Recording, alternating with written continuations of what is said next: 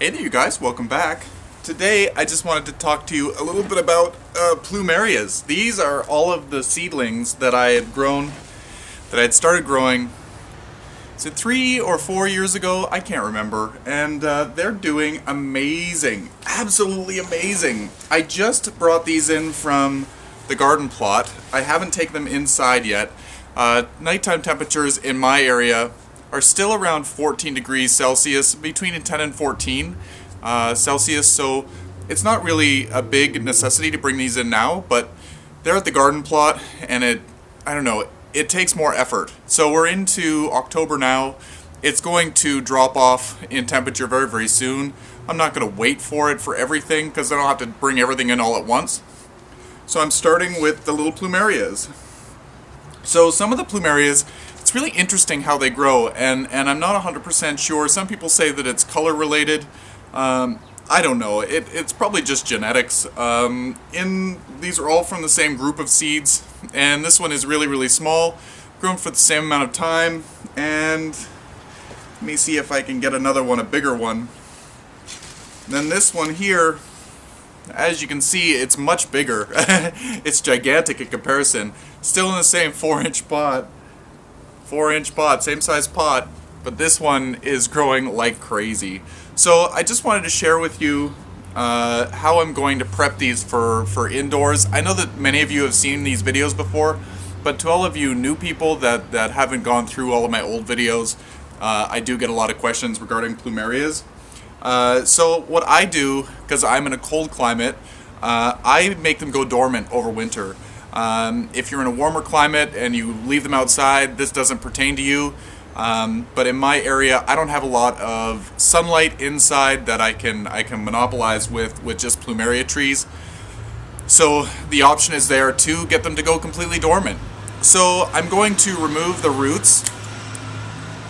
Next year I'm going to be putting these into a bigger size pot. I think I'm going to go up to a 1-gallon size pot.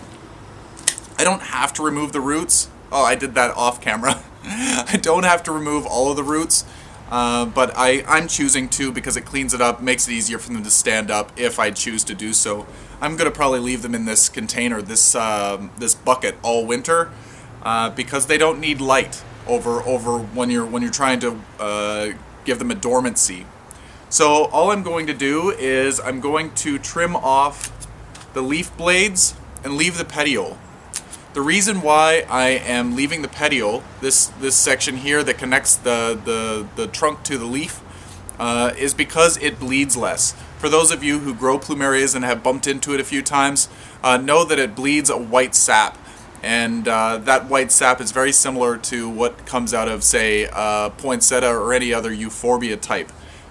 This isn't a euphorbia that I know of. It might be in the euphorbia family, but it's not a euphorbia. It is a Plumeria.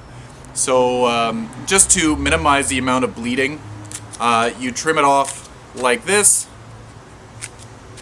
and it will bleed for far less time than if you were to take the whole leaf blade off. Over time, in a month or two, these will turn black and fall off naturally, so you don't have to really worry about that.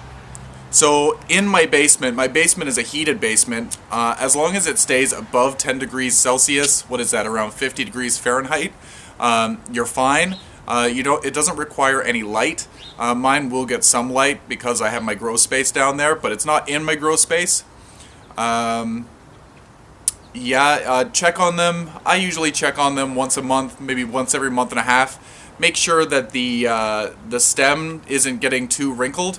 If you're noticing that the stem is getting wrinkled severely, then go in and give them a very small drink of water, and that should plump them up enough to get them through the remainder of the winter.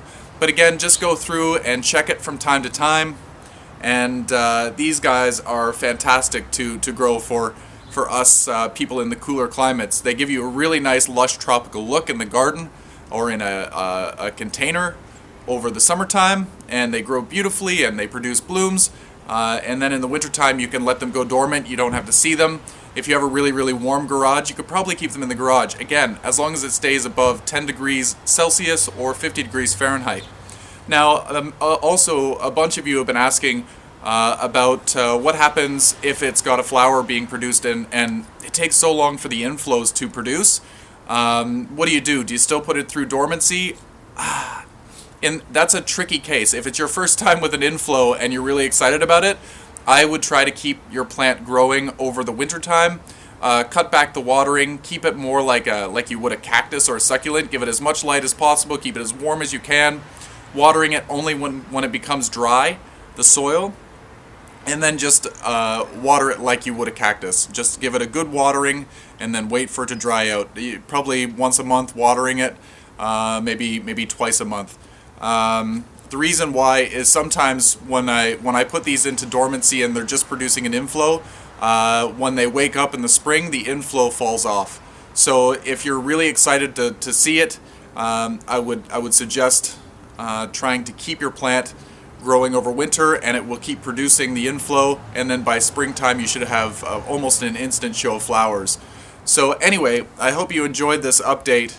I will go ahead and remove the leaves from all of these, and I will put them downstairs. Later on I'll give you an update on what they all look like. Again, I'm just going to keep them in this tote. There's no sense in taking up a lot of extra space. All the pots are all stacked in among each other. I think there's probably 15 of them in this bucket. So anyway, this is the last time I could use this bucket, because if they're all going into bigger pots, I don't know what I'm going to do. So until next time, happy growing, everyone. This might be little babies from that, but I'm not 100% sure. So I'm going to grow them out and see what they look like. I was so excited to see these guys. So I'm going to plant them. I don't really have any space. Winter is a tough time for me down in the grow space.